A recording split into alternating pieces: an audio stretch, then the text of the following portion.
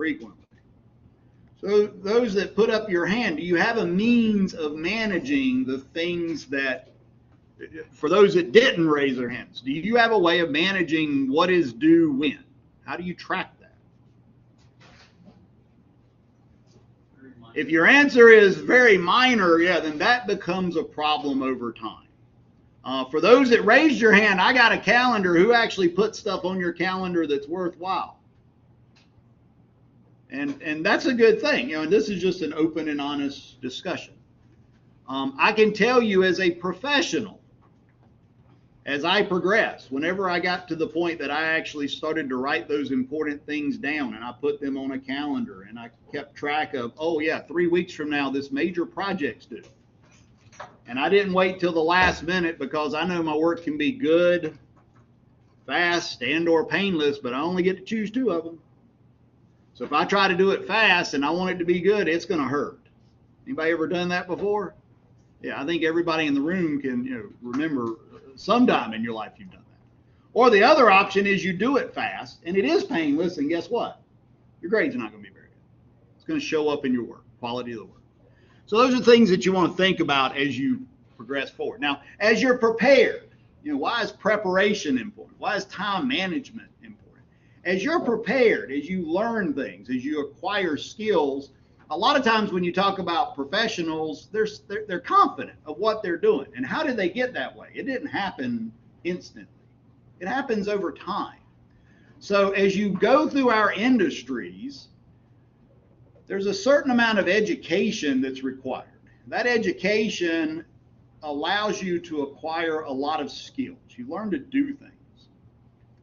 And those skill sets build over time. When you're in our programs and you're in the first semester and you're taking classes, then you'll learn a lot of different things. As you go forward, you will start to find that there's lots of other classes that follow that we look at you and say, remember when you learned to sketch back in that first class? Well, congratulations, I want to sketch. If you look at somebody and say, well, I don't know how to sketch, you got a problem. Because that was a skill set you should have developed when you were there. I'm not going to spend time on sketching anymore. That's gone. So now you're behind, and now you're trying to play catch up, and that becomes difficult. So as you go through a program, you'll find the skill sets continue to build. It's important as you get the skills that you master them as well as you can. That education that you get will continue. It's like building a cake. It's just going to keep working its way up as you go through a program. And even when you finish and you got this beautiful cake and you go to work somewhere, we can always put more stuff on the cake. So you find out that you need to add some other skill set to what you know. Continuing education in our industries is a norm.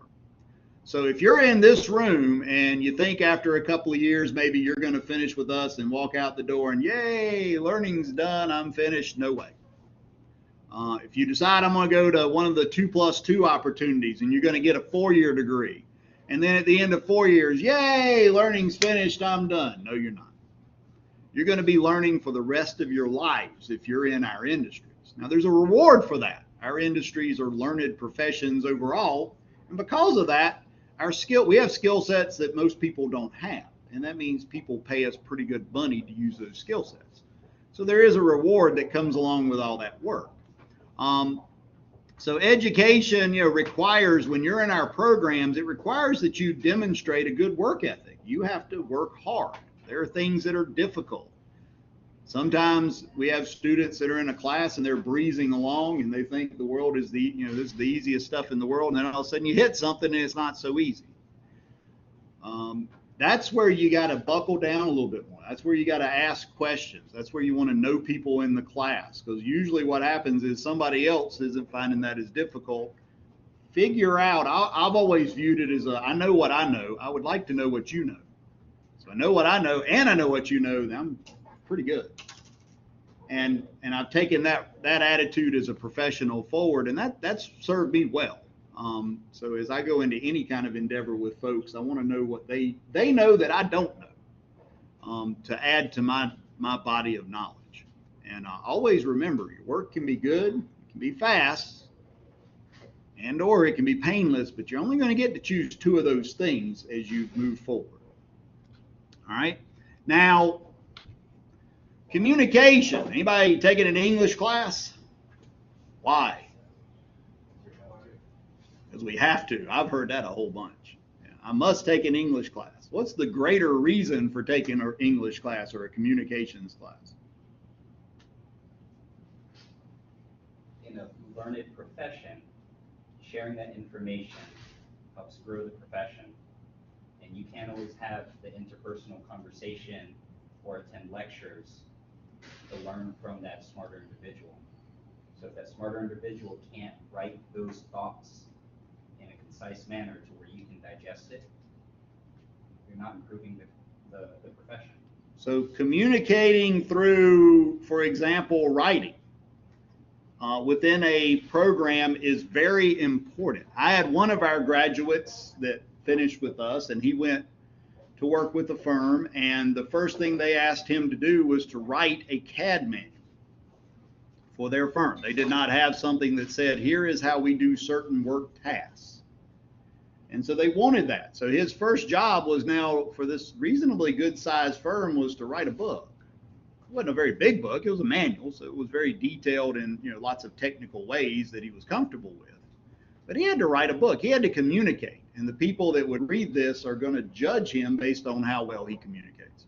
I had another graduate that went from our program, and he wanted to go into the CEI world, and that's construction engineering inspection. So he worked on highway projects.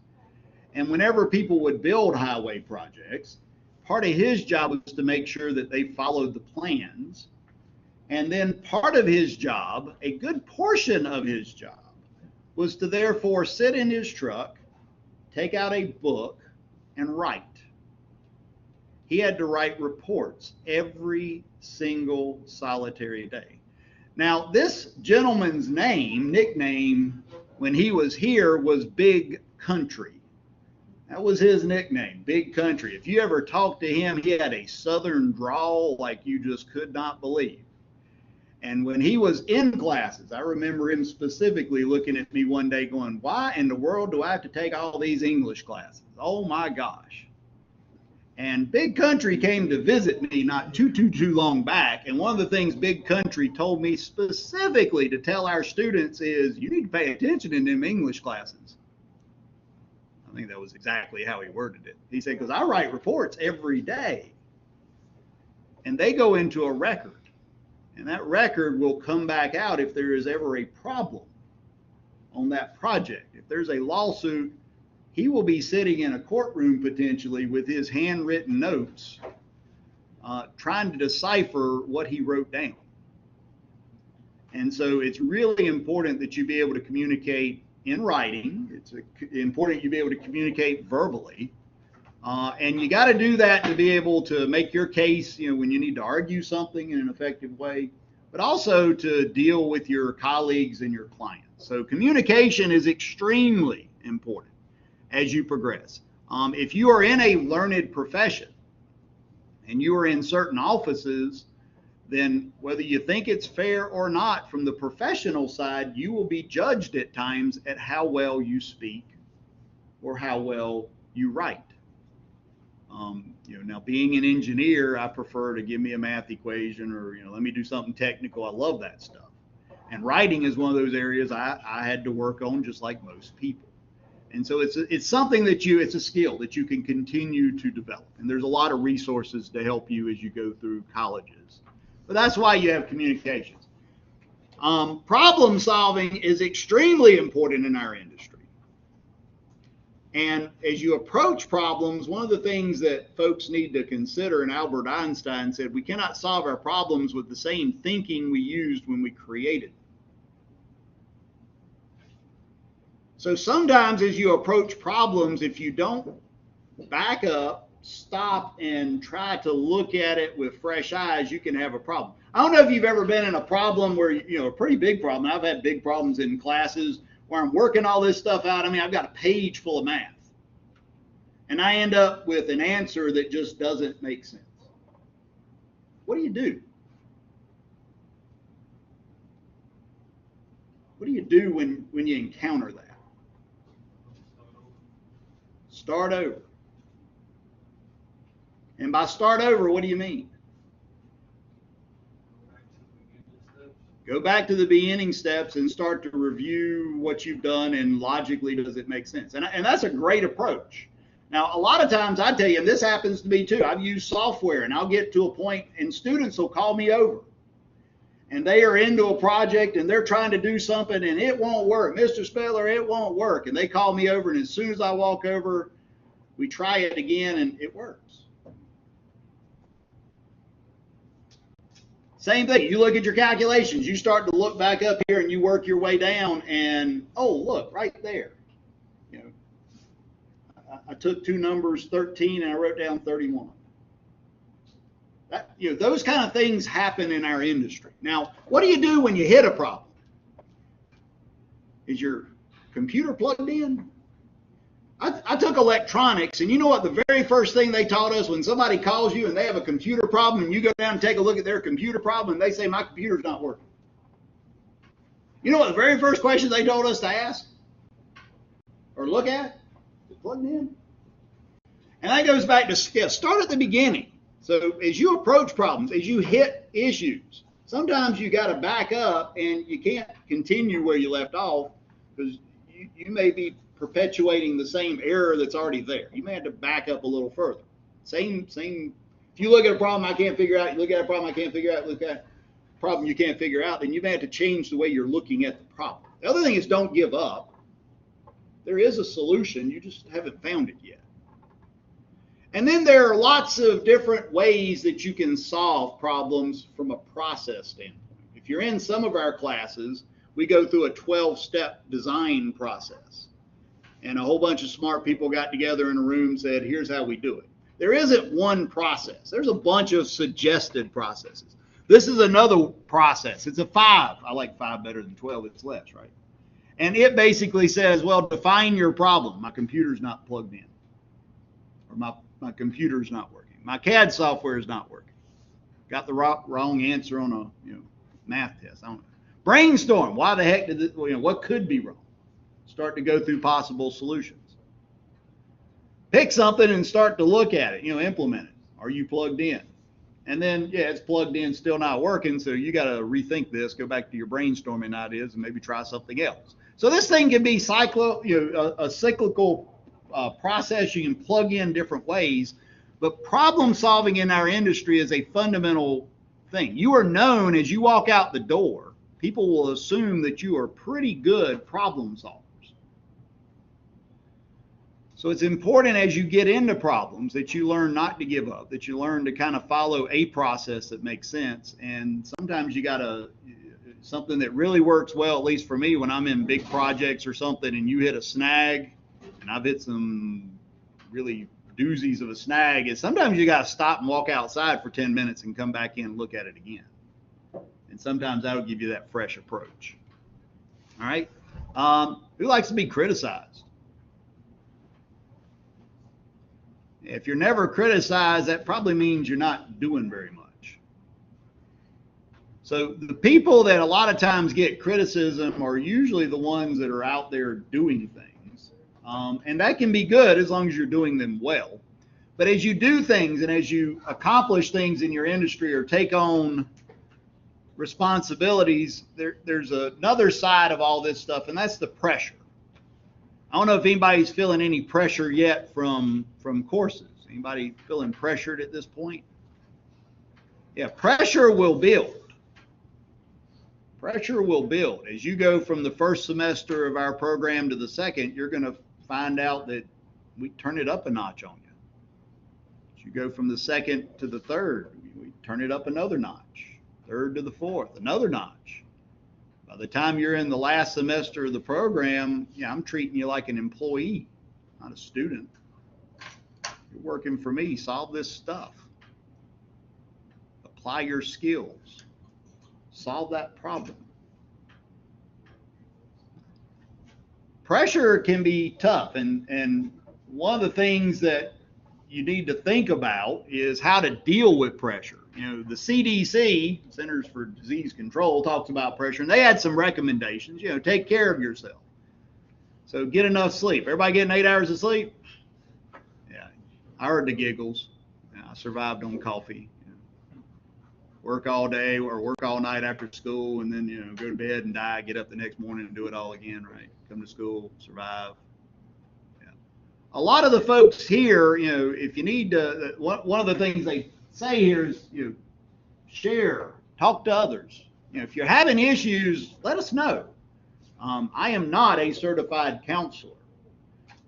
I'm pretty smart and I'm pretty good at realizing if you really need to talk to somebody beyond me, there are professionals here at Sandhills that we employ that can help people get through some rough stuff. And things happen in life. You ever heard the saying, things happen in life while you're making other plans? So I'm planning on going to school and a relative passes away. Happened to me when I went to Charlotte. Started at Charlotte 1st of September, end of September, my father passed away. Didn't plan on that. And that was tough. And I had people in my room suite that I was able to kind of chat with a little here or there. But, there was a support structure that was there. We are here for you. We want to help you. If I cannot help you, I can help to point you to people that can help. But you got to take care of yourself. You got to get adequate rest as best you can. Eat healthy, well-balanced meals. Avoid drugs, alcohol. Take a break. For some people, that means you're in the midst of studying. Don't cram, wait everything to the last minute. Time management. But then take a break so that you kind of space that stuff out. My grades went up exponentially once I figured out that if I don't procrastinate and I do a better job of managing my time. I failed a college class. Anybody failed a college class? I did. Me, your instructor, Mr. Smart Dude up here. Been there, done that. You know why? I didn't plan very well. I tried to do that little good, fast, painless thing, and, well, it was painless. It was fast. It wasn't very good. So once I kind of figured that out and I did a better job of managing my time. Anybody take notes in class? It's hard. Yeah, keeping up with everything that goes on in courses. Take notes, talk to others, collaborate. Once you do all that, every once in a while you got to take a break. So I'm studying. Yeah, I don't need to study for a midterm by sitting here for 12 hours and trying to cram it all in. That just doesn't work for most people. You want to do that over time. So if you're doing good time management, as it kind of circles back around, that helps you on your preparation, which usually helps you on your self-confidence, which usually reduces the pressure that you feel. And a lot of these things start to become related as you progress. Now, ethics. There's a Calvin and Hobbes, a couple of them I like. Anybody like Calvin? I like Calvin. So Calvin says, I don't think math is a science. I think it's a religion. A religion? This whole book is full of things that have to be accepted on faith. It's a religion. Yeah, all these equations are like miracles. You take two numbers, and when you add them, magically, poof, you get a new number. No one can say how it happens. You just either believe it or you don't. And in the public schools, no less. Let's call a lawyer. As a math atheist, I should be excused from this exercise. Anybody ever seen math and you looked at it and went, what the heck is that? Anybody ever seen that? As you move into learned professions and we do things, there's some pretty hard applications at times of math. Somebody has to understand the math. May not be you in an office, because there's some pretty advanced stuff at times. And one thing I hear students a lot of times, and even some professionals will say it is, well, there's software for that. And I agree with you. There is software for that. However, within learned professions, professionals are supposed to know whether something is right or not and not trust software. So sometimes you can't be the math atheist. You have to, somebody has to understand as you get into the ethics and the business of what we do. Ethics. Here's the other one. Whenever I need to do some serious thinking, I go for a walk in the woods. There are always a million distractions out here. He's taking a break. And I don't believe in ethics anymore. As far as I'm concerned, the ends justify the means. Get while you can while the getting's good. That's what I say. Might makes right. The winners will write the history books. It's a dog-eat-dog world, so I'll do whatever I have to do and let the others argue about whether or not it's right or not. So then he gets pushed down and falls in the mud. Why'd you do that? You were in my way. Now you're not. So the ends justified the means. I didn't mean for everyone. You don't, just me. Ethics. When you talk about ethics, there are guidelines. Some of them are moral, some of them are sociologically related, and they get into the conduct of professionals, and in general, people should be honest, trustworthy. They should act in the interest of a society. There are folks that watch over ethics. If you're in our professions, there are licensing boards. And just like you have potentially maybe a driver's license, well, these licensing boards watch over ethics in industries. They take complaints and then they act upon them. All right? So there's different grades of ethics as you get into. Some of them are pretty serious, some of them not so serious. And it depends on what you get into. Now, the American Institute of Architects has a code of ethics, and it is linked, if all works well. And whenever you get into their ethics,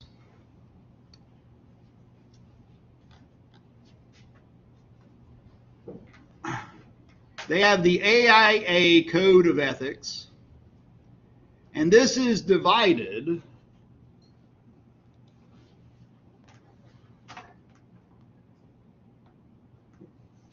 as it opens.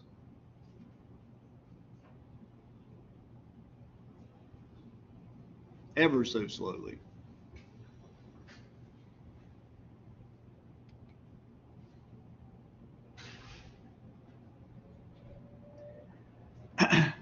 This is divided into what are called canons, and then they have what are called the ethical standards. So the canons are like very broad statements of philosophically, here's what we believe we should do. And then the ethical standards start to drill down into more specific ways in which you can meet these canons. So, for example, they say things like members should maintain and advance their knowledge in architecture. Now, what does that tell you right there? When you go back and you start talking about professionalism, they're going to have continuing education requirements for folks that are architects. They have to continue to learn for the rest of their careers. All right? Not only that, but as you start to look at these things, as you start to look at the canons, so there's canon 1, they must respect the body of architecture or accomplishment, contribute to its growth, thoughtfully consider the social and environmental impact of their activities, and exercise learned and uncompromised professional judgments. That's a pretty broad statement. So as they start to move down in here, they start to give you all these ethical standards which are related to those, to that particular area. They have a second canon where they talk about obligations to the public. Third one where they talk about obligations to the client. Another one where they talk about obligations to their profession. And they also get into the obligations to their colleagues and the environment. And so all of these canons are then supported by these statements of things that if you're an architect, these are the types of things you should and should not be doing to be a professional. So as you read through those, and I'm not going to read them to you or else we'll all go to sleep, But that is a document where you start to look at what architects are required to do. One of the things that they're required to do is to act in a responsible moral way, basically, is what they're trying to frame here, and do things that are good for the public, their client and the public in general. Now, as you look at other ethical standards, there is, besides the American Institute of Architects, there's also the National Society of Professional Engineers.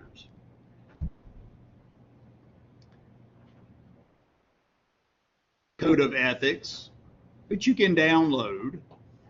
And as you download and look at their code of ethics,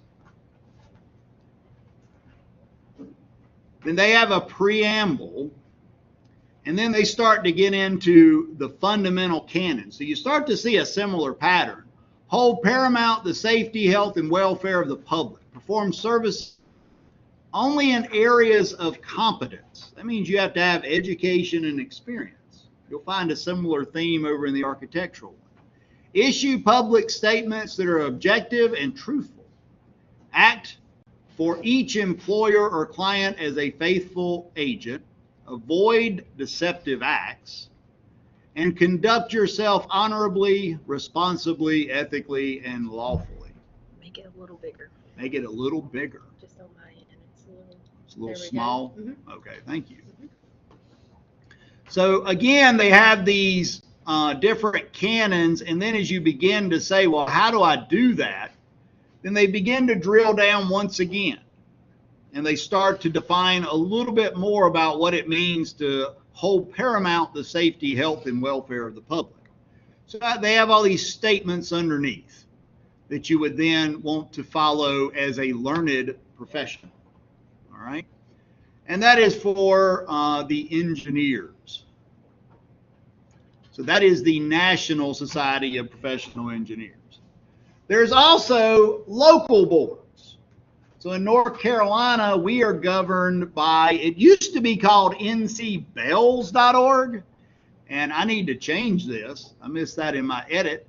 It is ncbees.org, but I think this link will still take you to the same place, but they have changed their name. They used to be known as NC Bells.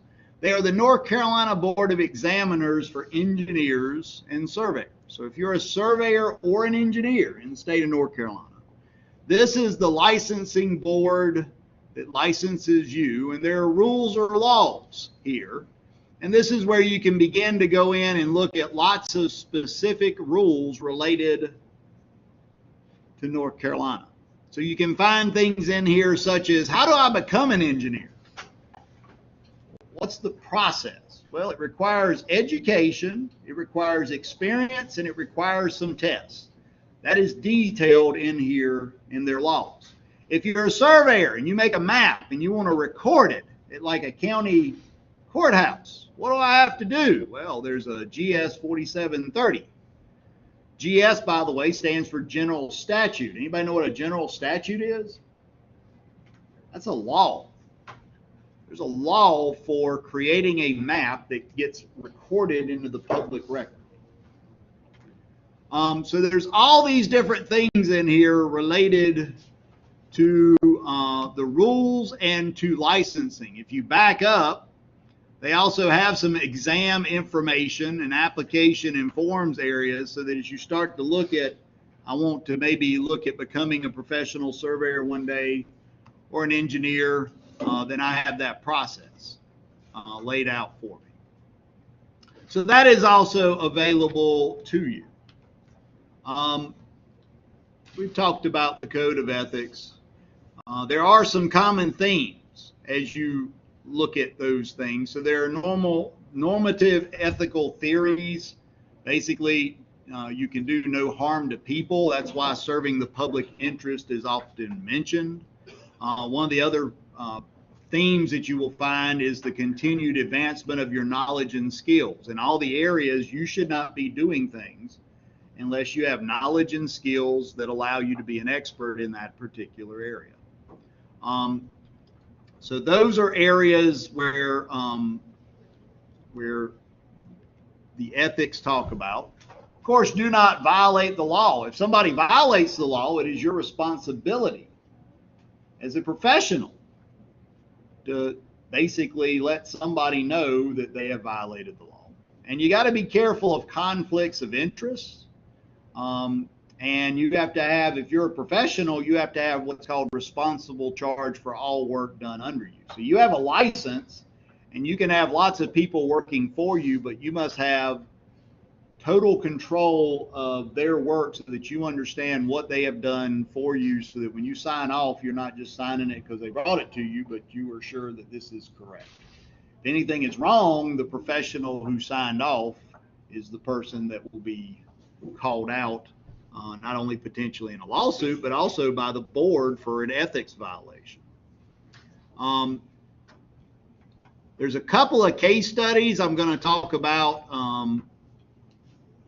as we get into this. There's some videos that'll be provided, and we'll do this next week. We're going to talk quickly next week about the Citicorp building. We're going to also talk about the Hyatt Regency Hotel. There'll be some videos in Moodle for you to watch on those subjects and a few questions related to those videos. So all of that will be in Moodle. So that's going to conclude our lecture. In the Hyatt Regency Hotel, did the Citicorp building fail, or? That's a good question. Yeah, and that is something you will find out about. I think I stopped sharing. Hey, look at you. Twice. Is that good? How come you're there? Are you the only one logged in? Yeah, I'm in it online. Is that where I would see lots of people, or just because you're a moderator? You would see your participants. You can also click right here and see who's there. So it should just be me and you. Oh, what? None of y'all logged in? What's going on? All right, so I will figure out how to post that. So that's great stuff. And that may be of benefit to you, but probably not. So in Moodle this week, there's a couple of things you'll need to do. Number one is you'll need to you'll want to work on everybody submitted your poster, all groups, and that's every individual person has to download and submit a PDF. And that's a requirement. So if you don't know how to download it and submit, that's what I'm having to work out. So is anybody